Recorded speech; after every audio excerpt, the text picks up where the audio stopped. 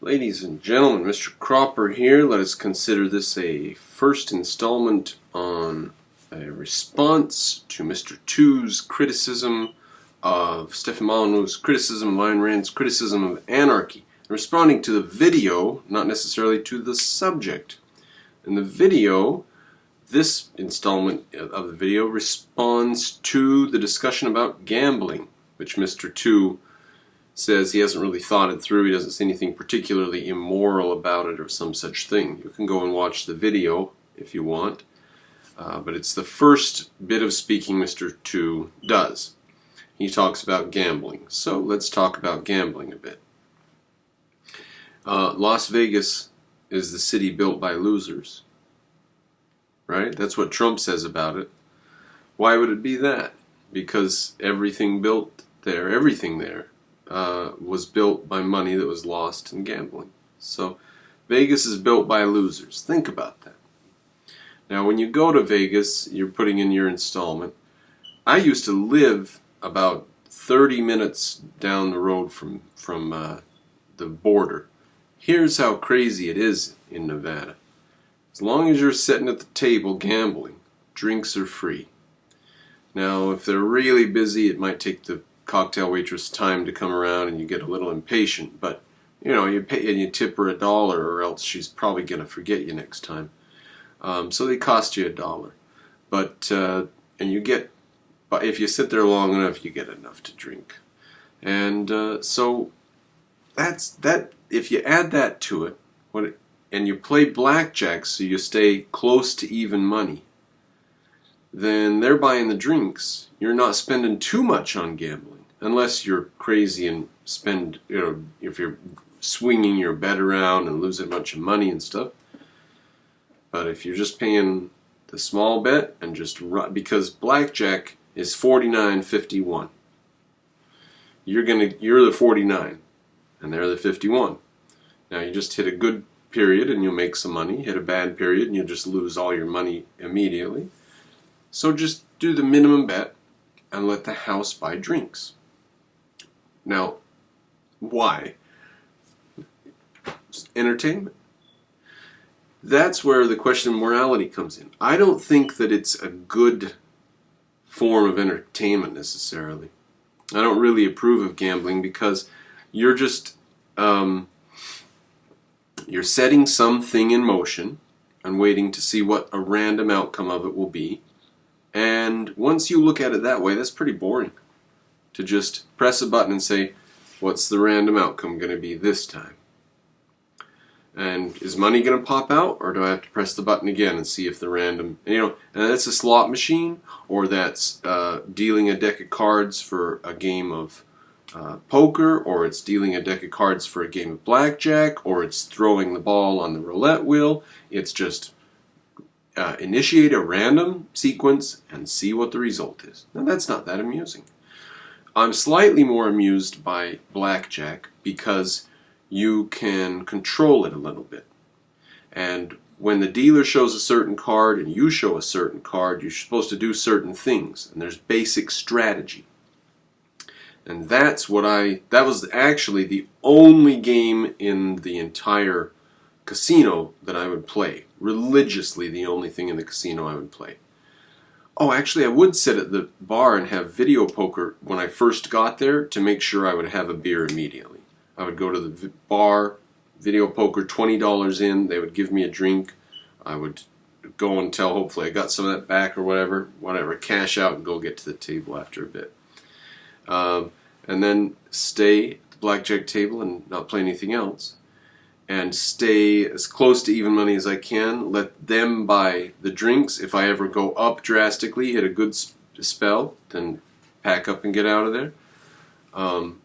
Or start going till you had a few too many, and then you lose your money and you don't care because you're having fun.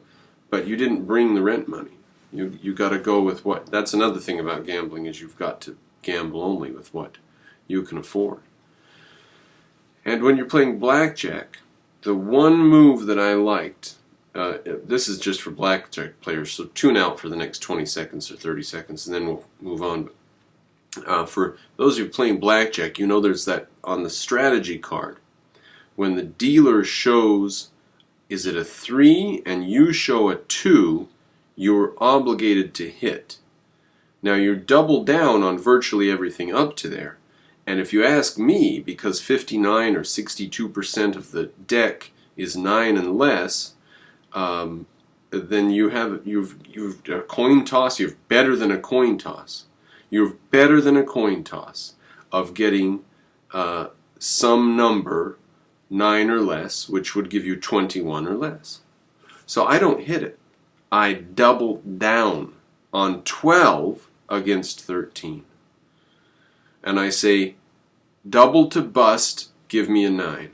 And I put my money up there to double. Now some casinos, they won't let you do that. But in Vegas and in Nevada, they're really nice. They'll take your money. And you put the money down there, and then sure enough, they bust, and you got a 9 or an 8, and you're sitting at 20 or 21. And I called it my Louisiana double. And everybody at the table always got mad. And I said, look, I have to hit it anyway. And I'm not going to hit it twice, right? Because any card puts me into can't hit zone. I have to hit it once. So it's my choice whether or not I double the money on that bet. It doesn't affect the table. It doesn't affect basic strategy. And you're also not supposed to pay attention to what the other players do because supposedly mathematically it doesn't make any difference to you. But if you've sat at a table and seen some idiot do some garbage and bust for the whole table, that's really, really annoying. So that's the only place that I take exception to basic strategy, is when I'm just varying my bet. My play remains the same. I take one card. I just double my bet when I see that they've got a 3 up there. I just get more money out there, double to bust. Once in a while they give me the 10, 22, take my money. Tough luck. I haven't been at a blackjack table in 6, 7, 8 years, something like that, a long time. So, and I don't drink anymore, so I don't know how fun it would even be to sit there and just poke a random number generator again and again. And maybe the fact that I've experienced it, maybe I've sat there enough times that I don't have to worry about it anymore. Now, what about poker? I disapprove of all the random stuff, but poker is a game of skill, and it is a game of psychology.